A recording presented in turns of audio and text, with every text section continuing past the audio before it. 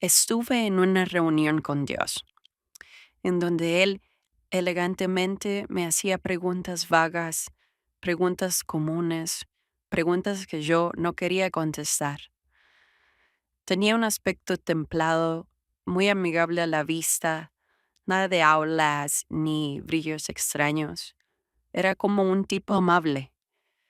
Nuestra conversación empezó con un saludo amable y una disculpa de mi parte por llegar unos minutos tarde.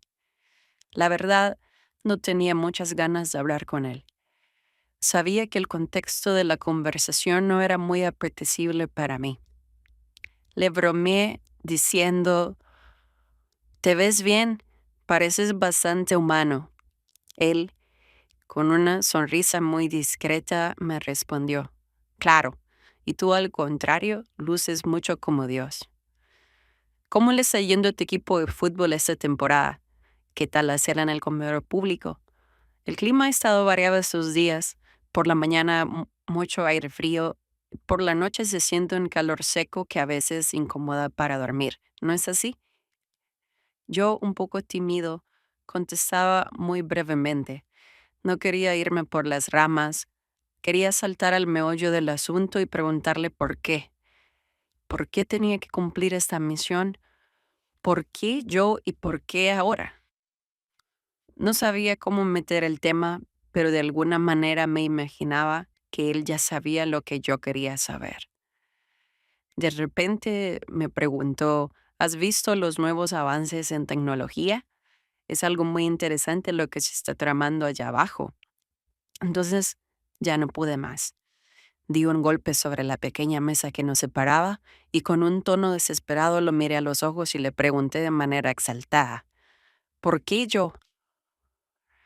Me miró como quien mira a un cachorro recién nacido, con ternura, casi con lágrimas en los ojos.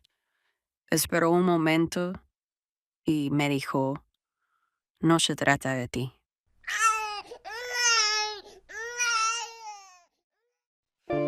No entiendo por qué la gente insiste en poner etiquetas a lo que no cabe en una sola palabra. Las cosas que no entienden. Dicen feo, lindo, raro, normal. Dicen arte inclusivo. Dicen proyectos de integración. Dicen discapacidad. Como si con eso bastara para nombrar una vida entera. Yo no sé si estas palabras hacen honor a la obra. Lo único que sé es que conocí el trabajo de una mujer que no empezó nada de esto porque quisiera un título rimbombante, ni porque tuviera tiempo libre para inventar fundaciones. Lo empezó porque tenía que hacerlo, porque cuando tu propia hija se mueve en un mundo que no está hecho para ella, o lo rompes o la ves quedarse afuera. Y ella decidió romperlo. Y aunque todavía no sepa con certeza si lo está logrando, el concepto que ha desarrollado hasta ahora es algo digno de admirar.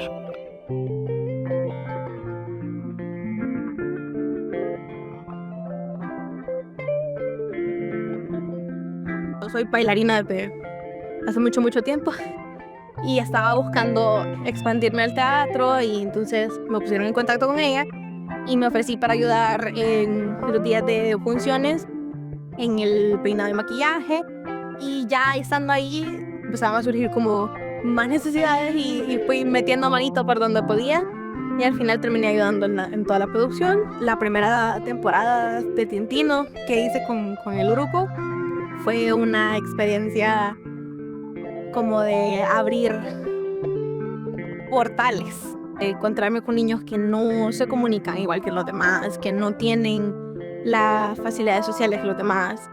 No necesariamente con diagnósticos, pero sí hay unas necesidades diferentes. Una vez conocí la posibilidad de hacer arte inclusivo, ya para mí ya no había vuelta atrás, o sea, ya no hay otra alternativa de cómo hacer arte. En mi faceta de maestra había una necesidad de cuadrarlos a todos dentro del esquema de clases y que todo el mundo tuviera los mismos resultados, que yo siempre he pensado como cada quien tiene su ritmo, cada quien llega ahí a distintas formas, pero tiene que llegar ahí. Pero el ahí a donde hay que llegar no necesariamente es el mismo y no necesariamente eso significa que sea menos. Y solo desprenderme de esa expectativa mía cambió un montón mi manera de ver la educación de las artes y de lo que se espera de la educación de las artes. ¿Por qué estoy esperando esos resultados de ese otro cuerpo que no es el mío? No todos van a llegar al mismo nivel de intensidad, de introspección, y está bien.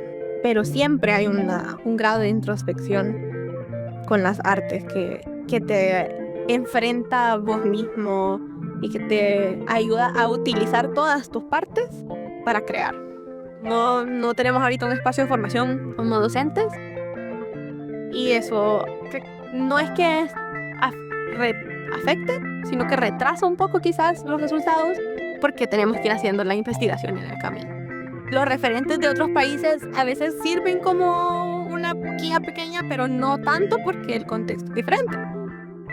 Entonces, cada quien con su contexto arma su paquetito como es necesario.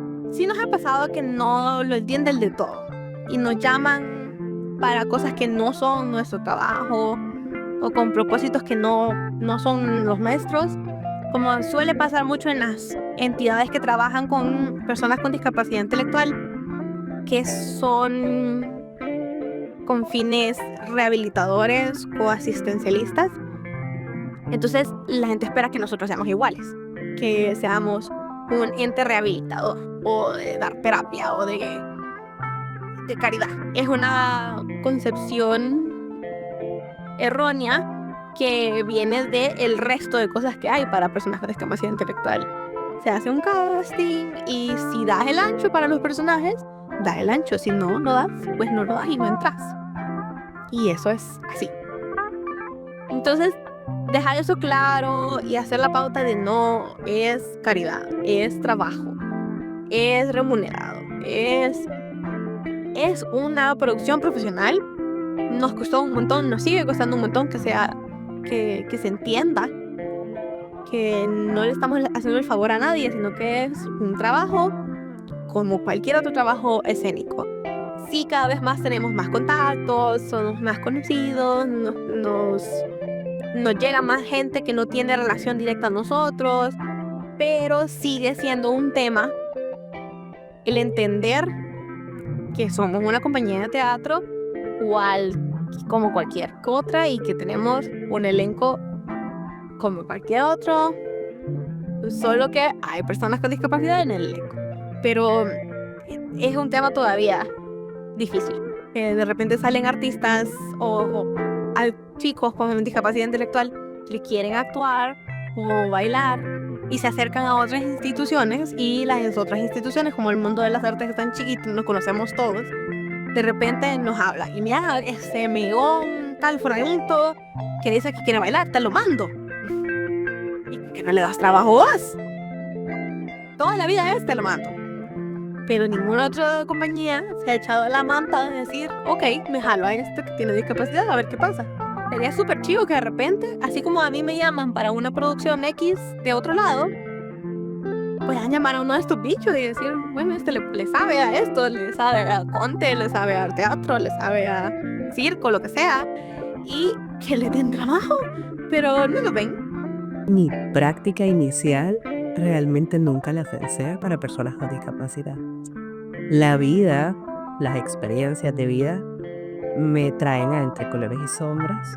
Conviví con ellos y ellas antes de decir, ok, me voy a formar para poderles, digamos, servir de una mejor forma desde mi carrera.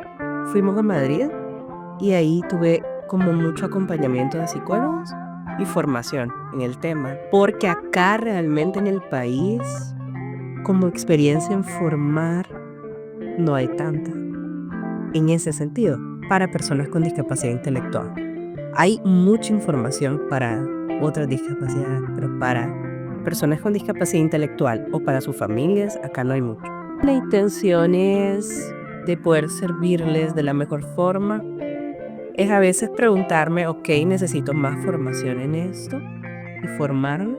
Con ellos y ellas es como desde otra técnica, desde otro momento, o sea, como llevarlos a otro momento, sacarlos un poquito de donde están para que puedan actuar. Entonces a veces te lo explican o a veces es el acompañamiento sin invadirles o sin invalidarles lo que hace que actúen. Siempre actúa. Claro, pero a veces, o sea, suponete una vez que uno se fue y anduvo por todo el teatro y lo tuvimos que andar siguiendo, ¿verdad? Una vez que otra se quedó en las escaleras y no quería salir. Yo creo que más que un escape terapéutico es el único momento o de los pocos momentos de autonomía que ellos tienen, que es su trabajo como tal. Que es igual de importante actuar que ver esto como un trabajo. Entonces, más que un escape terapéutico, es como ellos abrazan esta autonomía de hacerlo. Si sale mal, se les enfatiza, igual que se enfatiza con cualquier actor. De, hey, no sale bien, hiciste mal esto, hiciste mal esto, hiciste mal esto. ¿Es frustrante? Sí, como cualquier cuestión que después de un gran trabajo sale mal. No son angelitos, son profesionales, son hombres y mujeres actuando y como tal se les exige y como tal se les paga también. Es una población que durante años, por no decir durante siempre, nunca se les ha dado importancia, porque de las 5 discapacidades, la discapacidad intelectual es a la que menos importancia se le da y por lo tanto menos recursos. Un poco las familias, porque la familia desde el amor sobreprotege. Dejarlos ser autónomos parecería que es menos amor. Entonces, que las familias logren como tener ese ritmo, aún lo estamos trabajando. Diría que lo más complejo es que las familias no estén siempre cuidándoles como que fueran pequeñitos. Con las familias hay mucho trabajo por delante. Ahorita se están dando terapia psicológica. Aunque hagas una obra de teatro con artistas regulares que no tengan discapacidad, el trabajo de la salud mental no se ve tanto. La gente no lo va a ver en la obra de teatro. Es como, van a decir, wow, qué actor, qué actriz, qué genial. Pero el trabajo de salud mental que hay atrás de ese actor y actriz también ha sido importante. Al final, el trabajo del psicólogo o psicóloga también es que la persona se sienta bien para realizar el papel o para no realizarlo, o para realizarlo de cierta forma. Por ejemplo, Serenas aborda el suicidio y he pasado en una historia que es muy compleja de la vida de una joven con discapacidad. Entonces, verlo en el escenario ya realizado fue tocante, porque a veces pensamos, no, ellos no se suicidan, ni piensan en suicidarse. Sobre todo la discapacidad intelectual tendemos a infantilizarles. Entonces es como los eternos niños. Y creo que eso es una falta de respeto para ellos y para ellas. Y lo otro es que lastimosamente no tomamos en serio sus propios sueños, sino que creemos que solo los de las familias son los importantes, pero no los de ellos. Entonces, un punto importante es reconocer que ellos son personas aparte de lo que son como familias, llámese hermanos, padres, madres, tíos, lo que sea. Entonces, de tomarles en serio y al abrir esas oportunidades, que es lo que hemos hecho o hemos tratado de hacer desde Entre Color y Sombras, es darles las oportunidades reales, exigiéndoles, porque por ejemplo como compañía se les exige artísticamente que tienen que tener un nivel de calidad. En el programa de autonomía para la vida también no se les está exigiendo que cumplan horarios laborales, responsabilidades, etcétera. Y también hay como trabajamos desde lo profesional, tienen una remuneración económica. Entonces también eso es importante, que ellos sientan que lo que están haciendo es valorado no solo desde el cariño, sino desde al principio teníamos 16 jóvenes con discapacidad intelectual. Y recuerdo bien un viaje que hice a Costa Rica porque eran 6 meses y no avanzaba y era como, ¿qué quiero hacer? Y entonces en eso me di cuenta que era importante avanzar y para eso tomar decisiones, porque lo que quería era hacer la primera obra de danza y teatro profesional. Y para que eso pasara, había que tomar decisiones como cualquier director artístico tomara decisiones de decir, en este casting me funciona este grupo de personas y este grupo de personas no. Y no por discriminación, sino que realmente porque había un objetivo que era hacer una obra de teatro profesional. Entonces teníamos que tomar decisiones incómodas.